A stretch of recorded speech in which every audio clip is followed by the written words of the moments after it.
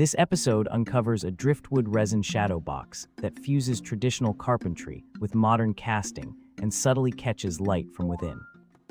Viewers learn to stabilize soft driftwood, embed glass-like shards, and pour epoxy for a glowing miniature diorama.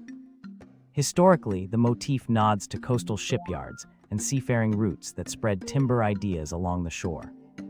Step by step, the host demonstrates precise routing, careful clamping, epoxy ratios, and safe dust control to protect delicate surfaces.